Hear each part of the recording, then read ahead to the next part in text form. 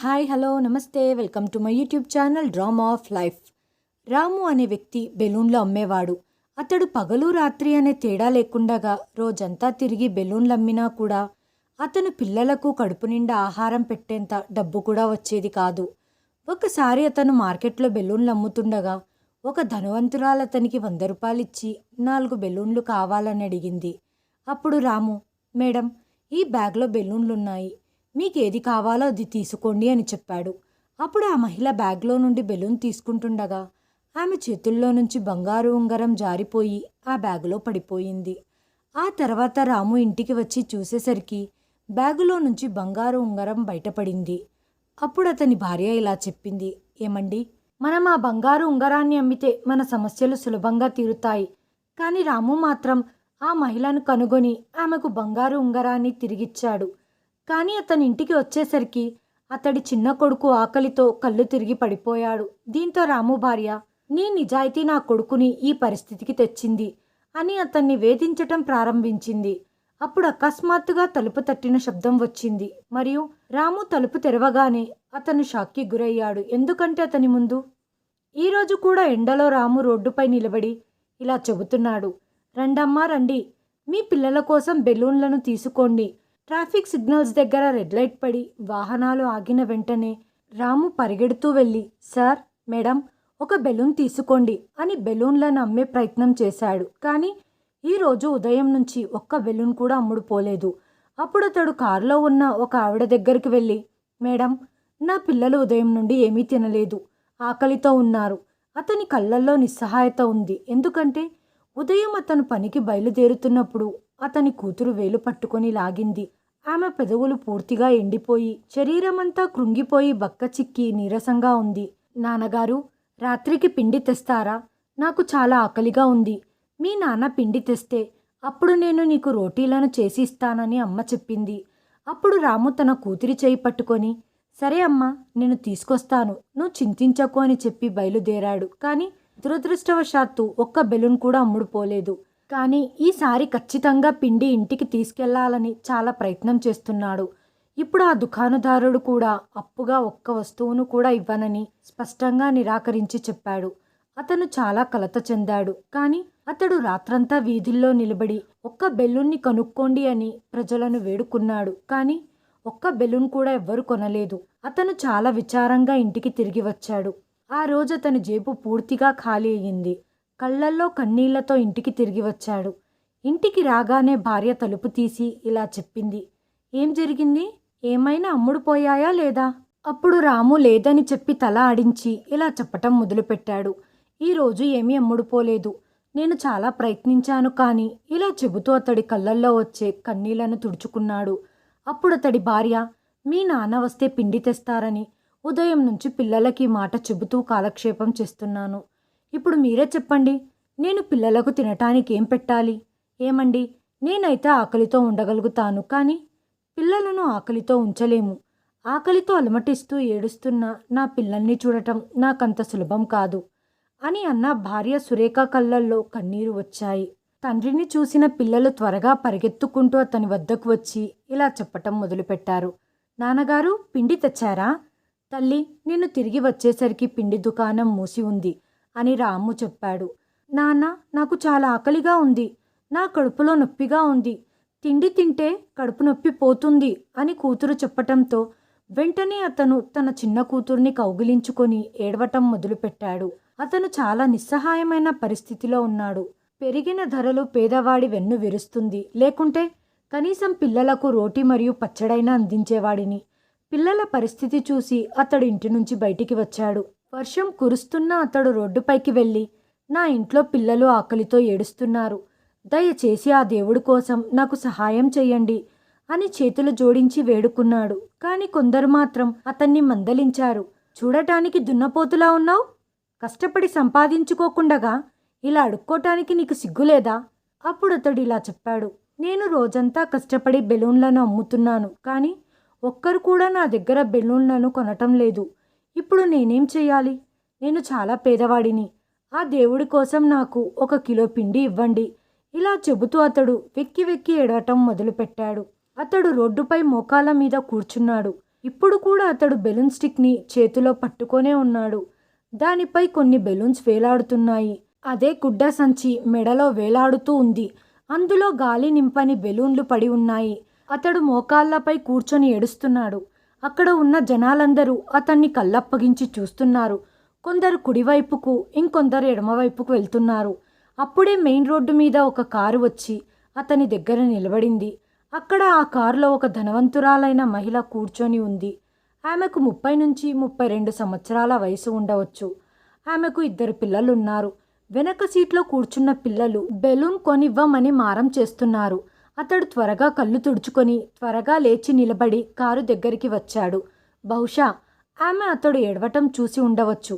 కారులో పిల్లలు బెలూన్లను అడగటం మొదలుపెట్టినప్పుడు పిల్లలు కోరిన బెలూన్లు ఇవ్వమని రాముతో ఆమె చెప్పింది. అప్పుడు రాము పిల్లల్ని అడగటం మొదలుపెట్టాడు. ఒక పిల్లవాడు ఎరుపు రంగు బెలూన్ అడిగితే ఇంకో పిల్లవాడు తెలుపు ఆకుపచ్చ రంగు బెలూన్ అడుగుతున్నాడు. రాము వాళ్ళకిష్టమైన బెలూన్లనిచ్చాడు. 2 పిల్లలు మాత్రమే ఉన్నా కానీ 4 బెలూన్లను వాళ్ళు తీసుకున్నారు. ఏమీ అడగకుండానే ఆ మహిళ రాముకు 100 రూపాయల నోటిచ్చింది. అప్పుడు రాము, మేడం గారు, ఈ బెలూన్లకు కేవలం 50 రూపాయలు మాత్రమే అవుతాయి. సర్లే, ఏం పర్వాలేదు, ఉంచుకోమని ఆ మహిళ చెప్పింది. డబ్బులు చూసి అతడు చాలా సంతోషించాడు. ఆమె బెలూన్లను తీసుకొని వెళ్ళిపోయినప్పుడు రాము చాలా సంతోషంతో అన్నిటికన్నా ముందు ఆకాశం వైపు చూస్తూ ఆ భగవంతుడికి ధన్యవాదాలు తెలుపుకుంటున్నప్పుడు అతని కళ్ళల్లో కన్నీళ్లు వచ్చాయి. ఆ దేవుడు నా మాట విన్నాడు అని రాము ఇలా అనుకొని త్వరగా అతడు షాప్కు వెళ్ళి 2 కిలోల పిండిని కొన్నాడు.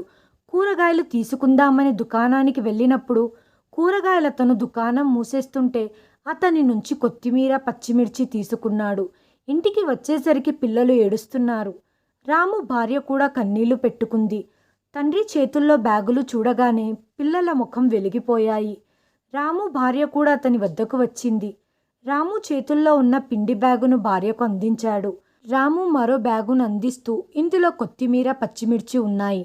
కొంచెం ఉప్పు వేసి దాన్ని చట్నీ చేయమని చెప్పాడు. ఏమండి, మీరింత పిండి ఎక్కడి నుంచి తీసుకొచ్చారు?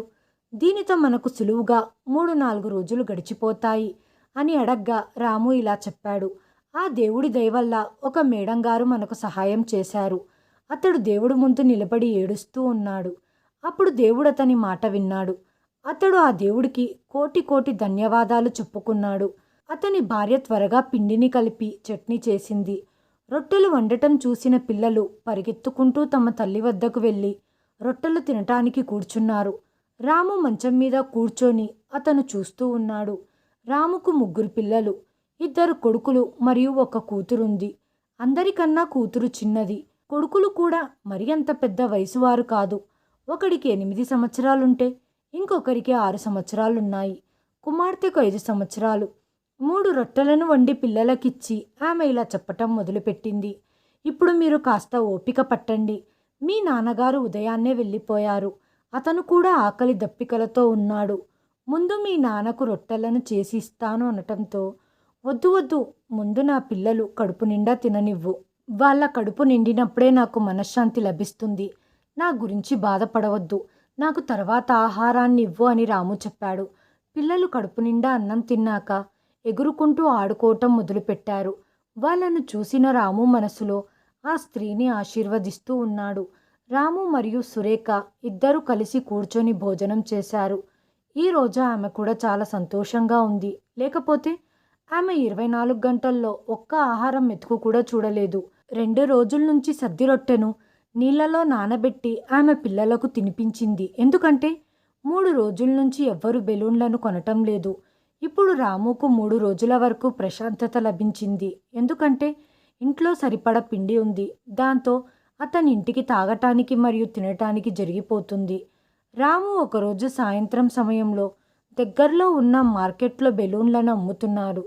అప్పుడు అతడు అదే మహిళ ఒక పెద్ద మాల్లో నుంచి బయటికి రావటం అతడు చూశాడు. ఆ రోజు ఆవిడ ఒక్కతే ఉంది. రాము నవ్వుకుంటూ ఆ మేడం దగ్గరికి వెళ్ళాడు. బహుశా ఆమె కూడా రామును గుర్తించి ఉండవచ్చు. ఆ రోజు రోడ్డు మీద కూర్చొని ఏడుస్తుంది నువ్వే కదా అని అడగటం మొదలుపెట్టింది. బహుశా ఆవిడ దూరం నుంచి అతని ఏడుపు చూసే అతని దగ్గరికి వచ్చి తన కారు ఆపింది. అప్పుడు రాము, మేడం గారు, మీరు చాలా మంచివారు. ఆ భగవంతుడు మిమ్మల్ని చాలా సంతోషంగా ఉంచుతాడు. నా పిల్లలు ఆకలితో ఉన్నారు. అందుకే నా కళ్ళల్లో కన్నీళ్లు వచ్చాయి. ఇక ఇంతకు మించి నేనేం చేయగలను? మీకు తెలియందేముంది? బెలూన్లను అమ్మితే దాని నుంచి పెద్దగా డబ్బేమీ రాదు. అప్పుడు ఆవిడ ఇలా చెప్పింది. సరే, ఏం పర్వాలేదు, నువ్వు బాధపడొద్దు. నాకు ఈరోజు కూడా బెలూన్లను ఇవ్వు అంది. అతనికి సహాయం చేయటానికే ఆమె బెలూన్లను తీసుకోవాలనుకుంటుందని రాముకు తెలుసు. బెలూన్లు కొనటానికి అతని వద్దకు ఇంకా 3-4 పిల్లలు కూడా వచ్చారు. అప్పుడు రాము ఇలా చెప్పాడు. మేడం గారు, నా చేతిల్లో బ్యాగ్ ఉంది కాబట్టి మీరే బ్యాగ్లో నుంచి బెలూన్లను తీసుకోండి అనటంతో ఆమె సరే నేను తీసుకుంటాను అని చెప్పి ఆ మహిళ బ్యాగ్లో నుంచి బెలూన్లను తీసుకొని ఆమె పర్సులో పెట్టుకుంది. మళ్ళీ 200 రూపాయల నోటును రాముకు ఇవ్వటం మొదలుపెట్టింది. ఈసారి ఆవిడ చేతి నిండా బెలూన్లను తీసుకుంది. అప్పుడు రాము ఇలా అన్నాడు. మేడం గారు, మీరు నన్ను సిగ్గుపడేలా చేయొద్దండి. ఆ రోజు మీరు నాకు చాలా సహాయం చేశారు. మీరు ఈ బెలూన్లకు డబ్బులు ఇవ్వాల్సిన అవసరం లేదు, ఇవి మీతోనే పెట్టుకోండి అని చెప్పగానే ఆమె ఇలా చెప్పింది. ఇది తీసుకో, పిల్లలకు తినటానికి మరియు తాగటానికి వస్తువులను తీసుకెళ్ళు అంది. ఆమె చాలా మంచి మహిళ. తర్వాత ఆమె కారులో కూర్చుంది. ఆ మహిళ వద్ద తెల్ల రంగు కారు ఉంది. అది చూస్తేనే తెలుస్తుంది దాని ఖరీదు లక్షల్లో ఉంటుందని. ఆమె బాగా ధనిక కుటుంబానికి చెందిన మహిళలా ఉంది. రాము ఈరోజు చాలా సంతోషంగా ఇంటికి వచ్చాడు. ఎందుకంటే ఈరోజు అతడి వ్యాపారం బాగా జరిగింది. 500 రూపాయలు వచ్చాయి. దీంతో అతడు పిండితో పాటు పప్పును, పంచదారను, టీ పొడిని కూడా తీసుకున్నాడు. అలాగే పాలవాడి దగ్గర నుంచి కొంచెం పాలను కూడా తీసుకున్నాడు. భర్త ఇంట్లోకి చాలా వస్తువులు తేవటం చూసి అతని భార్య చాలా సంతోషించి ఇలా చెప్పటం మొదలుపెట్టింది. ఈరోజు మీకు మళ్ళీ లాటరీ తగిలిందని నాకు అనిపిస్తుంది. అప్పుడు రాము ఇలా అన్నాడు. అవును, ఒక మహిళ ఉంది. ఆమె నాకు కనిపించినప్పుడల్లా ఆమె నాకు మంచే చేస్తుంది. వెళ్ళి ఈరోజు టీ చేసి తీసుకొనిరా. మిగతా పాలను జాగ్రత్తగా ఉంచు, అవి రేపటికి ఉపయోగపడతాయి అనటంతో సరే అని చెప్పింది. ఆ రోజు ఆమె పప్పు మరియు రొట్టె వండింది.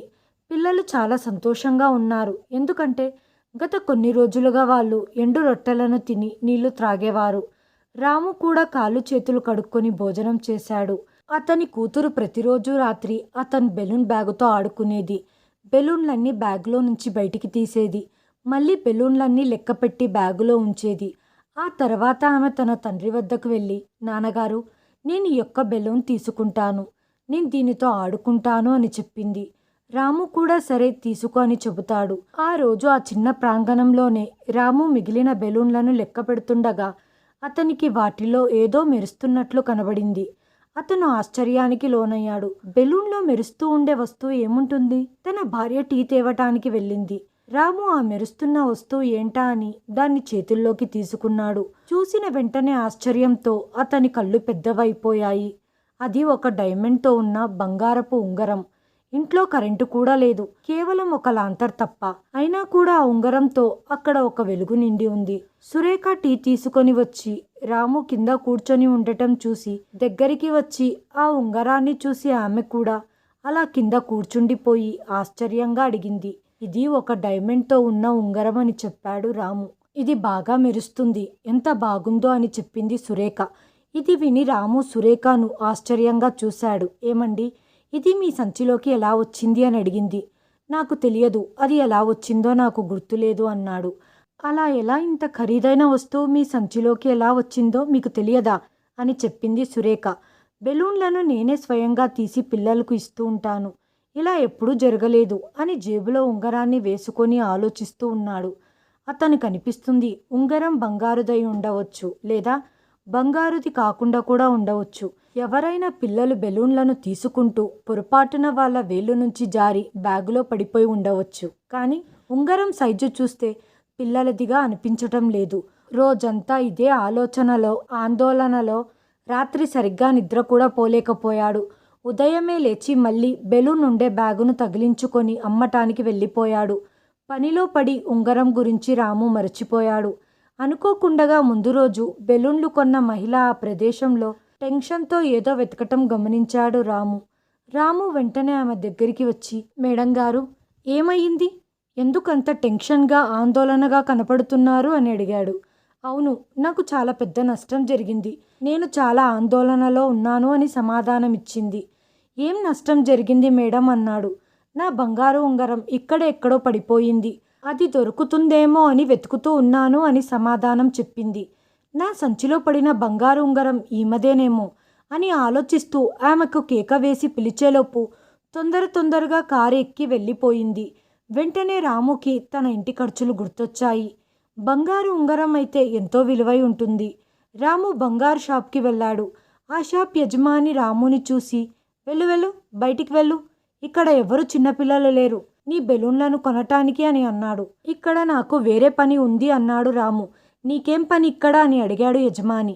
జేబులో నుంచి బంగారు ఉంగరం తీసి ఆ వ్యాపారికి చూపించి, దీని విలువ ఎంత ఉంటుంది అని అడిగాడు.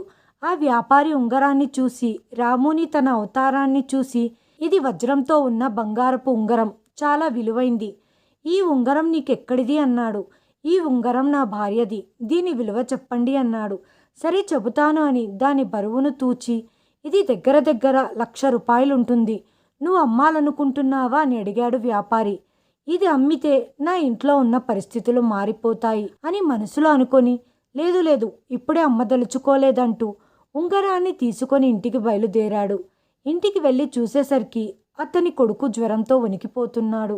అతని భార్య రాముతో, ఉదయం నుండి వీడికి జ్వరం ఎక్కువగా ఉంది, ఏం చెయ్యాలో నాకు అర్థం కావటం లేదని ఏడుస్తూ కూర్చుంది.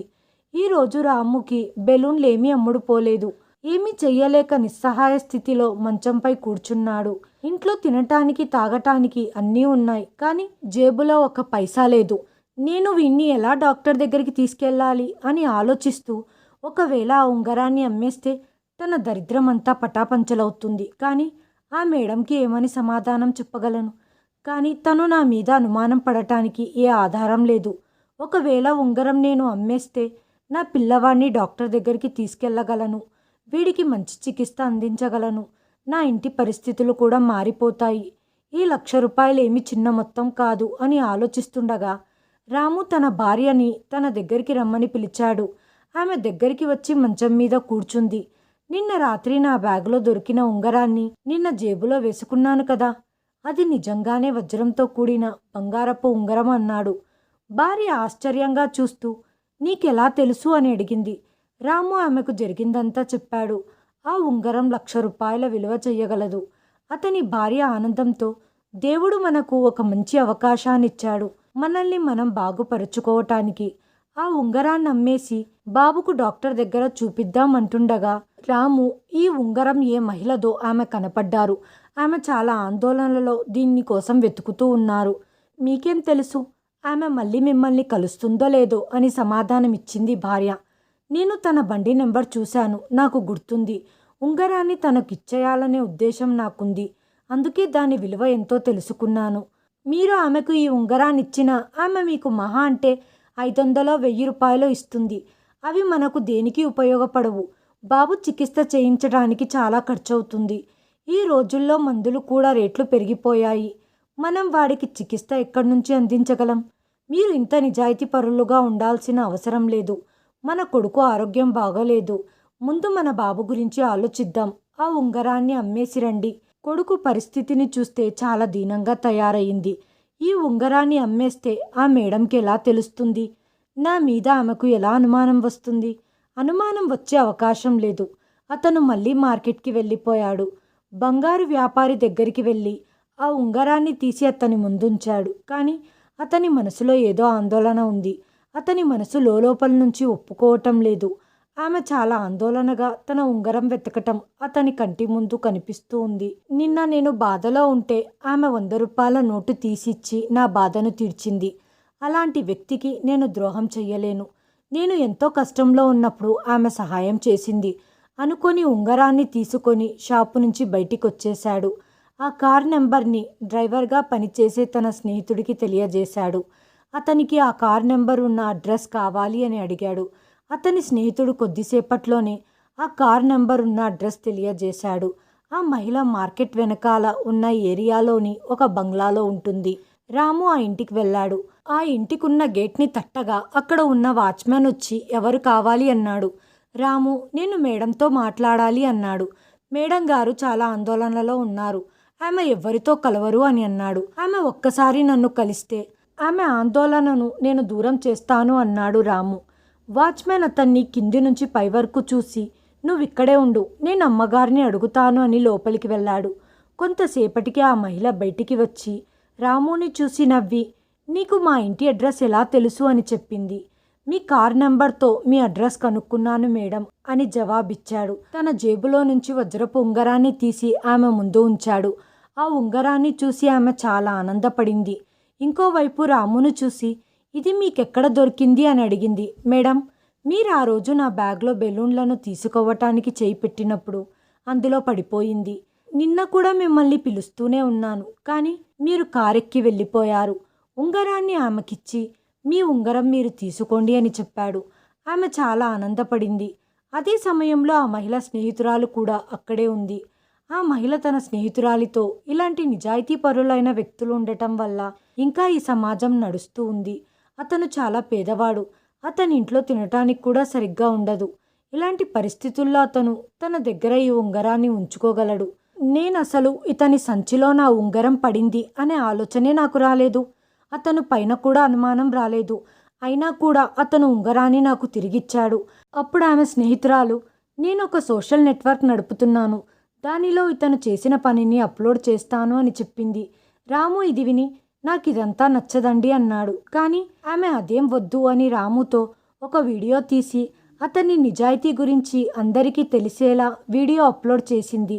మీ ఇంటి అడ్రస్ ఇవ్వు అని ఆ మహిళ అనటంతో, మీరేం చేస్తారు మేడం నా ఇంటి అడ్రస్తో అన్నాడు. మీరు అడ్రస్ ఇవ్వండి, నేను తర్వాత చెప్తాను అనింది. రాము ఆమెకి ఇంటి అడ్రస్ ఇచ్చి ఇంటికి బయలుదేరాడు. రాము ఇంటికి వచ్చేసరికి కొడుకు జ్వరంతో వణికిపోతున్నాడు. అతని భార్య, ఉంగరాన్ని అమ్మి డబ్బు తెచ్చావా?